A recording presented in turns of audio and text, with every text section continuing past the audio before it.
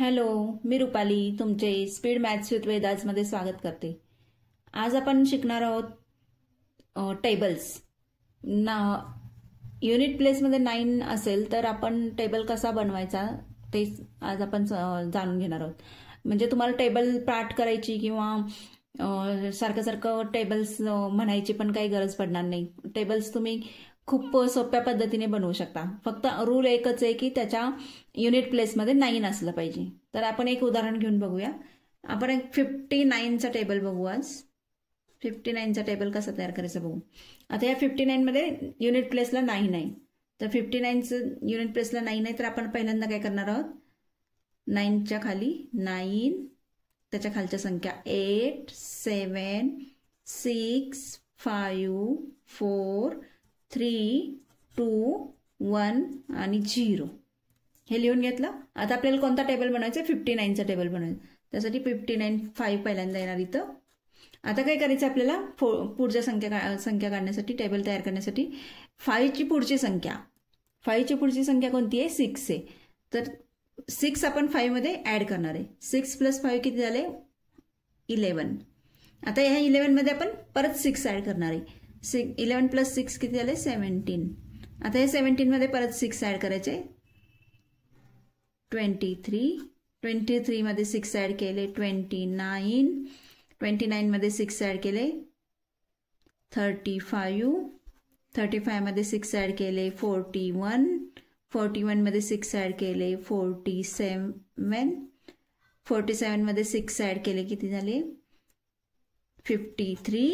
53 मध्ये 6 ऍड केले, किती झाले, 59।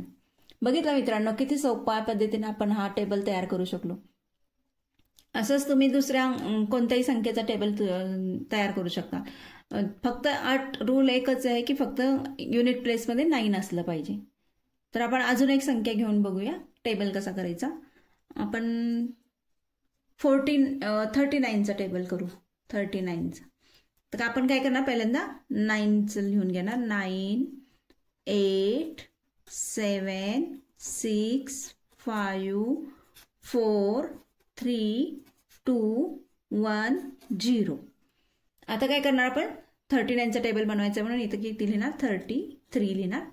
आणि 39चा टेबल बनवण्यासाठी काय करणार, 3च्या पुढची संख्या घेणार। 3च्या पुढची संख्या काय आहे, 4 आहे। तर आपण काय करणार, 4 + 3 करणार। 4 + 3 किती आले, 7। आता 7 मध्ये परत 4 मिळवणार, 11। 11 मध्ये 4 मिळवले की येणार 15। 15 मध्ये 4 मिळवले की येणार 19। 19 मध्ये 4 मिळवले की येणार 23। 23 मध्ये 4 मिळवले की येणार 27। 27 मध्ये 4 मिळवले की येणार 31।